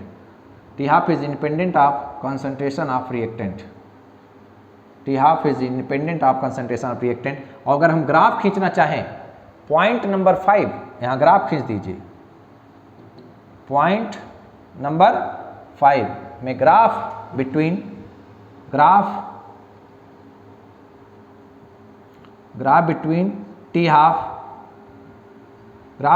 T half and A, graph between T half A का मतलब कंसंट्रेशन। तो बताइए भाई, T हाफ डिपेंड नहीं कर रहा है ना, तो यहाँ पर T हाफ कर दें और यहाँ पर क्या कर दें? कंसंट्रेशन। तो कैसे ग्राफ होगा? T हाफ है ये, T हाफ का मतलब आप हाफ लाइफ टाइम, अर्धायुकाल। तो कंसंट्रेशन आप खूब बढ़ाइए, लेकिन उसके हाफ लाइफ टाइम में कोई भी परिवर्तन, यहाँ पे कंसंट्रेशन, यहाँ पे T हाफ और यहाँ पर कंसंट्रेशन, ये ग्राफ है। तो आपसे पूछता है कई बार भाई कौन सी ऐसी रिएक्शन है कि जिसमें T half is independent of the concentration of reactant, तो आप क्या जवाब देंगे? आप कहेंगे सर वो फर्स्ट ऑर्डर रिएक्शन है, ये पॉइंट नंबर 5 है कि T half is independent of the concentration of reactant. T half concentration पर निर्भर नहीं करती, किसके लिए? For the zero order reaction के लिए। तो बहुत इंपॉर्टेंट पॉइंट था ये, इसको आप ध्यान रखिएगा। अच्छा याद है आप लोगों को, मैंने अभी बताया था कि for the nth order reaction t half is directly proportional to a की पावर n-1, a की पावर n-1। तो n की वैल्यू क्या है? 1। तो टी हाफ यहां पर मैं लिखता हूं, देखिए t half is directly proportional to 1/a की पावर 1-1। 1-1 का मतलब क्या हुआ? 0। तो t half is directly proportional to a की पावर 0। a की पावर 0 बराबर 1, मैंने बताया है आपको। T half is directly proportional to 1 का मतलब कुछ नहीं, टी हाफ इज डायरेक्टली 1 का मतलब अगर इसको हटा दीजिए तो इसकी वैल्यू क्या हो जाएगी? 1। तो t half is equal to k/a0 था, इसकी वैल्यू 1 हो गई, तो टी हाफ के बराबर आ गया। इसका मतलब कि टी हाफ लाइफ टाइम वो कंसंट्रेशन पर निर्भर नहीं करता, किसके लिए? For the first order reaction. बस आप यही फार्मूला याद रखिएगा, ये फार्मूला आपके लिए बहुत इंपॉर्टेंट है। Next point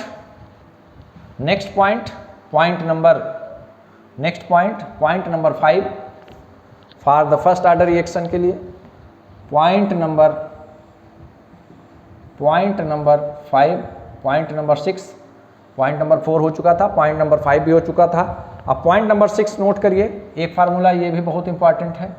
n is equal to n0 half की power n। n is equal to n0 half की पावर n। n क्या है? कंसंट्रेशन या आफ्टर ये इनिशियल कंसंट्रेशन है, INITIAL इनिशियल कंसंट्रेशन। और n क्या है? रिमेनिंग कंसंट्रेशन, बची हुई concentration after time t, that is concentration after time t। और n की वैल्यू जो होती है n बराबर n is equal to half life time, n is equal to half life time, यहाँ पर n is equal to n0 half की power n, n is equal to total time upon half life time, तो ध्यान दीजिए यहाँ पर point number 6 था, n is equal to n0 half की पावर n। यहाँ पर n बची हुई कंसंट्रेशन है, n0 इनिशियल कंसंट्रेशन है, मटेरियल का इनिशियल कंसंट्रेशन है, n बराबर total time upon half life time. अगर मैं लिखना चाहूँ इसको सिंबॉलिक फॉर्म में तो n is equal to total time upon t half, यही है, n is equal to total time upon t half life time. तो ये बहुत ही महत्वपूर्ण फार्मूला है जिसके जरिए आप न्यूमेरिकल सॉल्व कर सकते हैं। तो कंसंट्रेशन और रेट के बीच में ग्राफ बचा हुआ है, बाकी पॉइंट तो हम लोगों ने डिस्कस कर लिया है। Next point number 7, graph between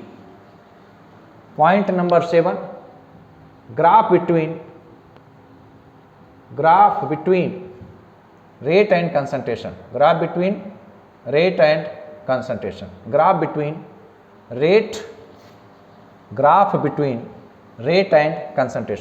तो मैंने बताया था कि A चेंज हो रहा है प्रोडक्ट में, एक फर्स्ट ऑर्डर रिएक्शन है, यहाँ पे इसकी इनिशियल कंसंट्रेशन A तो इसकी 0, t टाइम के बाद इसकी कंसंट्रेशन x तो इसकी A-x। तो मैंने आपको क्या बताया था कि dx/dt for the first order dx/dt is equal to k1, और यहाँ पर क्या a की पावर क्या 1, यही तो था भाई, यही रेट ला था, यही इंटीग्रेटेड रेट एक्सप्रेशन था। तो अगर हम कहें कि रेट और इस इक्वलिटी को हटाएं तो हम प्रोपोर्शनलिटी लगाएंगे और यहाँ a की पावर क्या करेंगे 1। मतलब अगर इसकी कंसंट्रेशन को 2 गुना करें, a की कंसंट्रेशन को डबल करें तो रेट भी डबल होगा। ए की कंसंट्रेशन को 3 गुना करें तो रेट भी 3 गुना होगा, 5 गुना करें तो ये 5 टाइम्स होगा। इसका मतलब कि डायरेक्टली प्रोपोर्शनल अगर है तो ग्राफ कैसे प्लॉट किया जाएगा, ग्राफ ऐसे प्लॉट किया जाएगा। यहाँ पर आप लिख सकते हैं रेट, यहाँ पर लिख सकते हैं रेट, और यहाँ पर आप लिख सकते हैं ए का मतलब concentration of reactant. Directly proportional है, जितना ऐसे ग्राफ जाता है ना, अगर 1 यूनिट और इसको 2 यूनिट, इसको 3 यूनिट, मतलब इसकी कंसंट्रेशन को 1 यूनिट बढ़ाने पर ये 1 यूनिट, यहाँ पे 2 यूनिट, यहाँ 3 यूनिट, यहाँ 4 यूनिट। इसकी कंसंट्रेशन को 2 यूनिट करें तो ये भी 2 यूनिट, इसकी कंसंट्रेशन को 3 यूनिट तो ये भी 3 यूनिट, इसकी यूनिट 4 यूनिट 4। इस तरीके से ग्राफ प्लॉट हो जाता है रेट के बीच में और कंसंट्रेशन के बीच में। किसके लिए? For the first order reaction, for the first order reaction. तो भाई इतने पॉइंट हैं, एक पॉइंट और बचा हुआ है जो कि बहुत महत्वपूर्ण पॉइंट है, point number 8। Point number 8, point number 8, point number 8 में लिखिए, point number 8।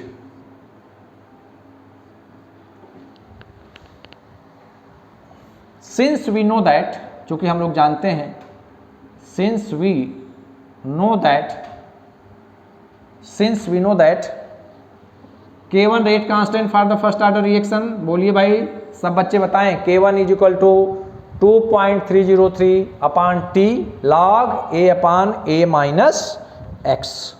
K1 is equal to 2.303 upon t log a upon a minus x. K1 rate constant for the first order reaction, T time है, ए initial concentration है, ए minus x. T time के बाद जो concentration ए की बचती है वो ये है।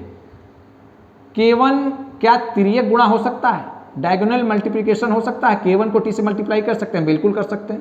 तो K1 को मल्टीप्लाई किया टी से, 2.303 को क्या इसके नीचे किया जा सकता है? बिल्कुल किया जा सकता है सर।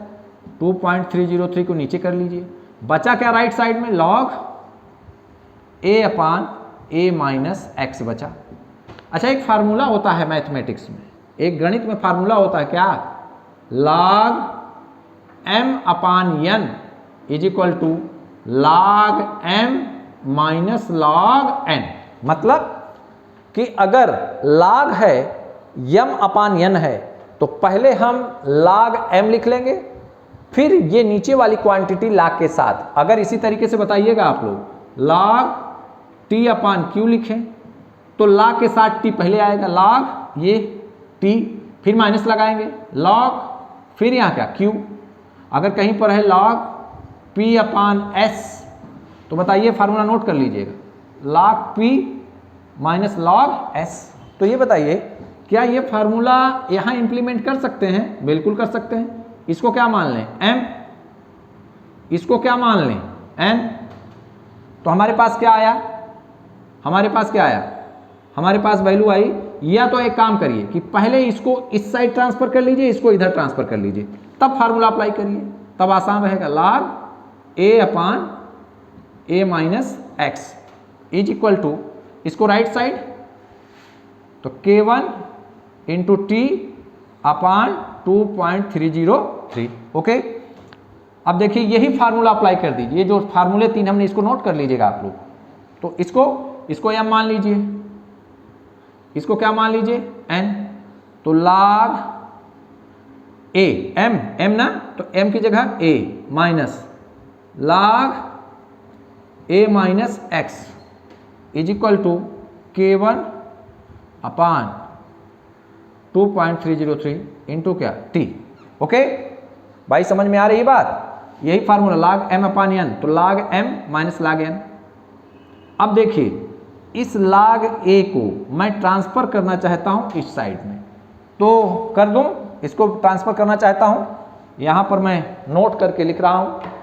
देखिए, इसको ट्रांसफर, मैं इस क्वांटिटी को ट्रांसफर करना चाहता हूं इस साइड में, और इसको इस साइड में लाना चाहता हूं। तो क्या बचा हमारे पास? Minus log a minus X, यहां पर क्या है? K1 upon 2.303 is equal to K1 upon 2.303, यहाँ पर क्या है t है, जैसे t है।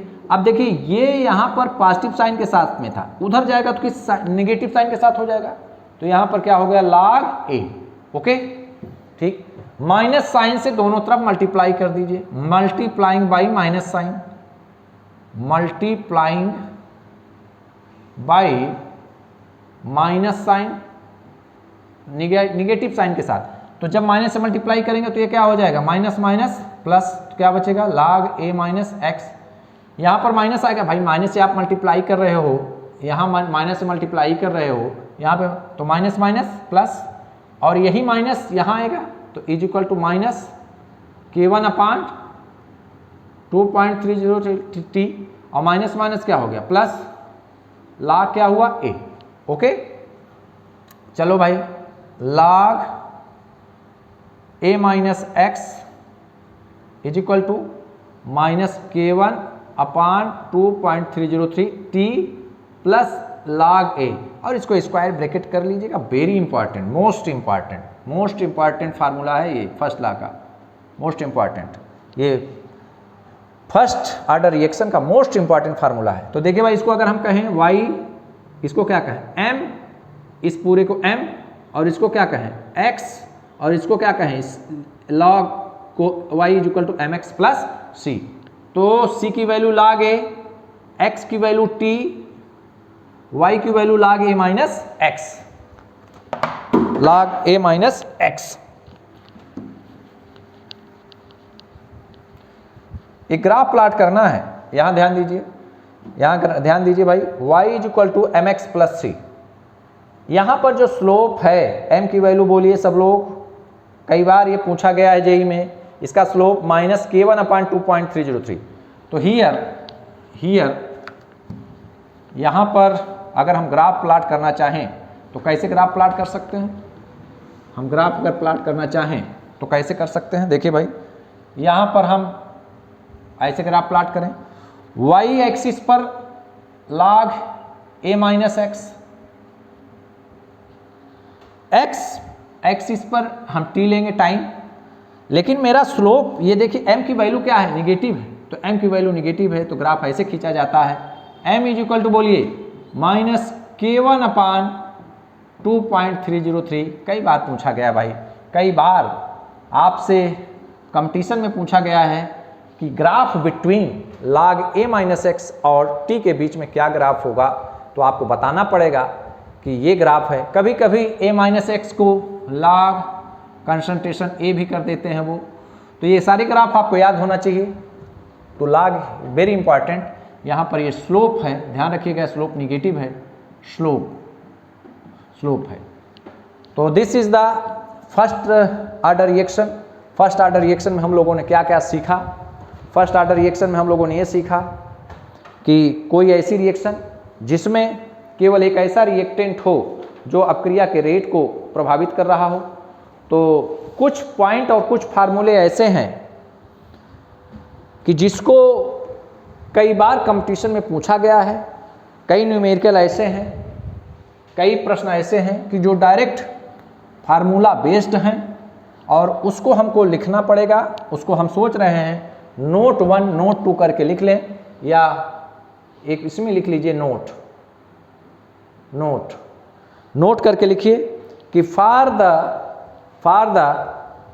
फर्स्ट ऑर्डर रिएक्शन, नोट करके लिखिए 2 into for the first order reaction 2 into T half is equal to T3/4, मतलब 2 into T50 is equal to T75%। बहुत इंपॉर्टेंट फार्मूला है भाई, वेरी वेरी इंपॉर्टेंट। मतलब किसी भी फर्स्ट ऑर्डर रिएक्शन के लिए जो टी हाफ होता है वो 75% रिएक्शन को कंप्लीट करने में टी हाफ का डबल टाइम लेता है। अगर हम कहें कि कोई एक रिएक्शन फर्स्ट ऑर्डर है, उसका हाफ लाइफ टाइम 10 मिनट है, तो उसका 75% कंप्लीट होने में कितना टाइम लगेगा, तो आप कहिएगा कि सर इसका 75% कंप्लीट करने में जो हाफ लाइफ टाइम है उसी का जस्ट डबल। मतलब कि अगर हाफ लाइफ टाइम 10 मिनट है तो उसका 75% रिएक्शन का कंप्लीट होने में, पूरा होने में 20 मिनट लगेगा। अगर टी हाफ 20 मिनट है तो 75% रिएक्शन को कंप्लीट होने में 40 मिनट का टाइम लगेगा। तो टू डायरेक्ट रिएक्शन, डायरेक्ट कई बार आया है नीट के लिए, वेरी इंपॉर्टेंट, जेई के लिए बहुत इंपॉर्टेंट है। 2 × T½ नोट कर लीजिए, सारे बच्चे इसको नोट कर लें कि 2 × T½ is equal to T3/4। अरे इसको बड़ी आसानी से निकाल सकते हैं भाई, कैसे? K1 is equal to 2.303 upon T log A/A-x, बड़े आराम से निकाल सकते हैं। कैसे? आप T½ निकालिए, इसके लिए T½ निकाल लेंगे यहाँ से। कैसे T½ निकालेंगे? when t बराबर T½ x बराबर A/2 से फार्मूला निकाल लेंगे, T½ आएगा।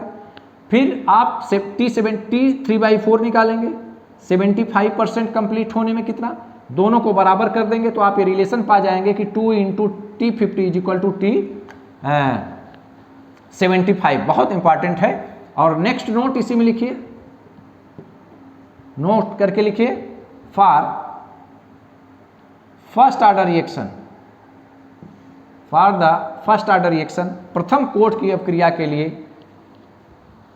किसी भी रिएक्शन को, मैं कई बार इसको देखा हूं कंपटीशन में, T99.9% is equal to 10 times into T½ बहुत इंपॉर्टेंट फार्मूला है। किसी भी रिएक्शन के 99.9% को कंप्लीट होने में कितना समय लगेगा, तो 99.9% फर्स्ट ऑर्डर रिएक्शन को कंप्लीट होने में उसके हाफ लाइफ टाइम का 10 गुना लगेगा। तो बहुत इंपॉर्टेंट। अगर मैं आपसे प्रश्न करूं कि ये कोई रिएक्शन है, ये रिएक्शन है, ये फर्स्ट ऑर्डर की रिएक्शन है, एक फर्स्ट ऑर्डर की रिएक्शन है, इसका हाफ लाइफ टाइम, इसका हाफ लाइफ टाइम 15 मिनट है। कितना मिनट? 15 मिनट है। ये बताइए इस रिएक्शन को 99.9% कंप्लीट होने में कितना टाइम लगेगा? बस यही formula, half life time 15 minute दिया हुआ है, तो T99.9% is equal to 10 into half life time, इसका 15 दिया हुआ है, तो 150 मिनट लगेगा। 99.9% को कंप्लीट करने में 150 मिनट लगेगा। अगर मैं कहूं कि एक रिएक्शन है, ए चेंज हो रहा है, बी में फर्स्ट ऑर्डर रिएक्शन है, इसका 2 मिनट हाफ लाइफ टाइम है, तो 99.9% रिएक्शन को कंप्लीट होने में कितना टाइम लगेगा? तो 10 तो ऐसे है और हाफ लाइफ टाइम, तो हम कहेंगे सर 20 मिनट लगेगा। 99.9% रिएक्शन को कंप्लीट होने में 20 मिनट का समय लगेगा। तो भाई इस चीज़ को ध्यान रखना है। और अब अंत में फर्स्ट ऑर्डर को कंप्लीट करने जा रहे हैं। इसके अंत में हम लोगों ने जब जीरो ऑर्डर पढ़ा था तो उसके 2 एग्जाम्पल पढ़े थे, अमोनिया का डिकम्पोजिशन, H2Cl2 का संयोग कॉम्बिनेशन, और इसमें एग्जाम्पल हम लोग देख लें और इसके बाद फर्स्ट ऑर्डर फिनिश हो जाता है। जितने भी पॉइंट थे जो भी IIT JEE नीट से रिगार्डिंग इम्पॉर्टेंट हैं, मैंने उन सारी चीज़ों को डिस्कस किया, कवर किया। यह आपकी जिम्मेवारी है कि उसको बार बार प्रैक्टिस करेंगे हमारे साथ, मैं न्यूमेरिकल कराऊंगा। देखिए भाई, examples of first order, heading डाल दीजिए, examples of first order reaction, examples of first order reaction. First order reaction का एग्जाम्पल पहले नंबर पे हाइड्रोजन परऑक्साइड H2O2 जब टूटता है तो H2O plus half O2, H2O plus half O2, H2O2 hydrogen peroxide जब ब्रेक होता है तो क्या बनता है भाई? H2O पानी बनता है और ऑक्सीजन बनता है। इसका नाम बताइए, हाइड्रोजन परऑक्साइड, हाइड्रोजन पर ऑक्साइड। पहले लेक्चर में मैंने इसका स्ट्रक्चर बताया था, कितने बच्चों को याद है भाई? ओपन बुक स्ट्रक्चर होता है ना, कैसे होता है मैं फिर से बता दे रहा हूँ। यहाँ पे H और यहाँ पे H, ऐसे स्ट्रक्चर था इसका, यही ओपन बुक स्ट्रक्चर था, यही ओपन बुक स्ट्रक्चर था ना इसका हाइड्रोजन परऑक्साइड का। O यहाँ से H और यहाँ भी H, हाइड्रोजन परऑक्साइड। दूसरे नंबर पे इसका example twice N2O5 die nitrogen pentoxide, twice N2O5 जब ब्रेक होता है, टूटता है, तो क्या बनाता है? Twice NO2, twice NO2 plus O2। इसको बैलेंस कर लीजिए, इसको 4NO2। क्यों? क्योंकि 2 का गुणा 2 से होगा तो 4 नाइट्रोजन है, तो यहाँ 4NO2 प्लस O2, ठीक है, प्लस O2, 4 दूनी 8 और 2 10, बैलेंस है रिएक्शन। यहाँ पर 2 नाइट्रोजन और 2 × 4 और 2 इंटू 5 10, यहाँ पर 4 इंटू 4 1 4 और 4 का गुणा 2 से होगा 8 और 2, तो ट्वाइस N2O5 को जब हीट किया जाता है तो 4N2 + O2 बनता है। इसका नाम बताइए, die nitrogen pentoxide, die nitrogen पेंटा ऑक्साइड। इसका नाम बोलिए नाइट्रोजन डाइऑक्साइड, नाइट्रोजन डाइऑक्साइड। इसका नाम बताइए ऑक्सीजन। तो ये दोनों एग्जाम्पल आप याद रखिएगा, कभी कभी कोई पूछ सकता है आपसे कि यह रिएक्शन देख के बताइए, तो आप देख के बता नहीं सकते, लेकिन ये फैक्चुअल क्वेश्चन है। अगर आपको याद है कि हाइड्रोजन का डिकम्पोजिशन फर्स्ट ऑर्डर है, डाई नाइट्रोजन पेंटाऑक्साइड का डिकम्पोजिशन फर्स्ट ऑर्डर है, N2O5 का 4N2 + O2, तो ये चीज़ें रहीं फर्स्ट ऑर्डर से। लास्ट में मैं सारी चीज़ों को रिवाइज कर देता हूँ। इस लेक्चर में जो केमिकल काइनेटिक्स का लेक्चर 4 है, इस लेक्चर 4 में हमने स्टार्टिंग कहाँ से किया था, हमने क्या क्या चीज़ें आपको बताई, मैं 5 मिनट में सारी चीज़ों को रिवाइज कर देता हूँ। आप इत्मीनान से ध्यान से बैठे रहिए, चीज़ों को समझते रहिए, इससे आपको बहुत लाभ होगा रिवीजन से। तो रिवाइज कर रहा हूँ मैं। आज हमने लेक्चर 4 में क्या क्या स्टार्ट किया, कहाँ से शुरू किया। पहला पॉइंट हम लोगों ने कहाँ से शुरू किया था भाई, आज हम लोगों ने इंटीग्रेटेड रेट एक्सप्रेशन शुरू किया था। इंटीग्रेटेड रेट एक्सप्रेशन किसके लिए, जीरो ऑर्डर के लिए। जीरो ऑर्डर रिएक्शन हमने क्या बताया था, एक ऐसी रिएक्शन जिसमें कोई ऐसा रिएक्टेंट ना हो जिसकी कंसंट्रेशन रेट ऑफ रिएक्शन को प्रभावित करता है। तो मैंने एग्जांपल ये मान लिया था कि ए चेंज हो रहा है किसमें, प्रोडक्ट में, be a zero order reaction. इसकी इनिशियल कंसंट्रेशन ए मानी थी, इसकी जीरो, टी टाइम के बाद ए एक्स बना, तो ये एक्स माइनस एक्स बचता है। तो मैंने ये बताया, पहला पॉइंट इसमें क्या बताया था कि इसका इंटीग्रेटेड रेट ला कितना आएगा, -dA/dt = K0, और यहाँ पर a माइनस एक्स की पावर क्या हो जाएगी 0, और ये a माइनस एक्स की पावर 0 हो गई थी, इसकी वैल्यू 1। तो यही रेट ला था। सेकेंड पॉइंट मैंने क्या बताया था कि अगर हम K0 की वैल्यू निकालें तो x/T आता था। फिर मैंने तीसरा पॉइंट क्या बताया था कि अगर हम K0 को और निकालें A0 के टर्म में, तो यहाँ पर क्या आया था, स्क्वायर ब्रैकेट A0 माइनस ए, बहुत इंपॉर्टेंट था। मैंने ग्राफ भी इसका प्लाट किया था। इसका ग्राफ अगर प्लाट करूँ मैं तो ऐसी एक ग्राफ आता है, यहाँ पे A और यहाँ पर क्या है, ये ग्राफ ऐसे आता है। फिर उसके बाद मैंने आप लोगों को क्या बताया, हाफ लाइफ टाइम। फिर मैंने आप लोगों को क्या बताया, हाफ लाइफ टाइम। फिर उसके बाद क्या बताया, हाफ लाइफ टाइम। तो हाफ लाइफ टाइम इसका कितना आया था, T½ = A/2K0, यही आया था। तो यहाँ पर T½ डायरेक्टली प्रोपोर्शनली A था। अभी मैंने बताया था आपको कि अगर T½ और A में ग्राफ प्लाट किया जाए तो वो ग्राफ कैसे आया था, वो ग्राफ ऐसे आया था, यहाँ पर T½ और यहाँ पर A। फिर मैंने आपको नेक्स्ट पॉइंट क्या बताया था, ये बताया था कि अगर हम रेट और वर्सेस कंसंट्रेशन में ग्राफ खींचे फॉर द जीरो ऑर्डर, तो यहाँ से स्पष्ट है कि रेट केवल कांस्टेंट के बराबर होता है, वो कंसंट्रेशन पर निर्भर नहीं करता है। तो आपने ऐसे ग्राफ खींचा और ऐसे यहाँ पर रेट लिखा और यहाँ पर कंसंट्रेशन बताया था कि सर कंसंट्रेशन को खूब बढ़ाइए, रेट में कोई भी प्रभाव नहीं पड़ेगा, आपने अभी बताया था। और किसी भी रिएक्शन, नेक्स्ट पॉइंट क्या बताया था, मैंने बताया था किसी भी रिएक्शन के लिए T½ inversely proportional to A⁻n-1 होता है। n क्या है, ऑर्डर ऑफ रिएक्शन है, इसी को देख के आप ग्राफ प्लाट कर सकते हैं। फिर मैंने फर्स्ट ऑर्डर रिएक्शन आप लोगों के सामने डिस्कस किया। तो मैंने इसका एग्जाम्पल कौन कौन दिया, मैंने एग्जाम्पल यह दिया कि अमोनिया का डिकम्पोजिशन अगर किया जाए तो नाइट्रोजन और हाइड्रोजन बनते हैं, यही जीरो ऑर्डर रिएक्शन था। H2 और Cl2 आपस में रिएक्शन करते हैं HCl सनलाइट के प्रेजेंस में, तो यह भी जीरो ऑर्डर रिएक्शन था। फिर मैंने फर्स्ट ऑर्डर रिएक्शन डिस्कस किया। फर्स्ट ऑर्डर रिएक्शन में पहला पॉइंट मैंने बताया था कि रेट डायरेक्टली प्रोपोर्शनल है A⁻1 के। सेकेंड नंबर पे मैंने K1 की वैल्यू कितनी बताई थी, K1 = 2.303/T log A/A-x बताई थी ना, हाँ भाई बिल्कुल बताया था। इसी में मैंने एक इक्वेशन बताया था, उसका नाम था n = n0 e⁻k1t या C = C0 e⁻k1t या A = A0 e⁻k1t। इस इक्वेशन का नाम मैंने आपको बताया, अभी लिखवाया भी, उसका नाम है विलहेल्मीज इक्वेशन। क्या नाम है, विलहेल्मीज इक्वेशन। इसके लिए आपने T½ जब निकाला तो 0.6932 अपान क्या K1। यहाँ से आप पाए कि T½ रिएक्टेंट के कंसंट्रेशन पर निर्भर नहीं करता है। अगर ग्राफ प्लाट करना हो तो आपने ऐसे ग्राफ प्लाट किया फर्स्ट ऑर्डर के लिए, यहाँ टी हाफ और यहाँ पर ए। इसी तरीके से आपने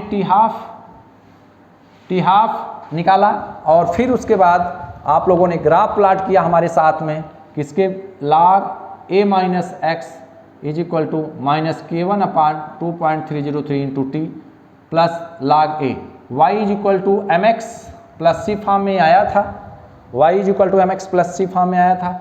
हमने ग्राफ कैसे प्लाट किया, यहाँ पर log a माइनस एक्स और यहाँ पर t और ऐसे स्लोप आया था m is equal to minus k1 upon 2.303, यही आया था ना, बोलिए भाई।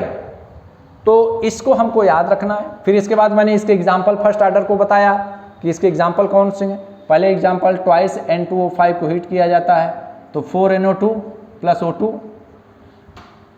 नोट लिखवाया था, नोट में पहला नोट मैंने क्या लिखवाया था कि T, मैंने क्या लिखवाया था भाई, T 99.9% is equal to 10 times into T half, या दूसरा नोट क्या लिखवाया था 2 इंटू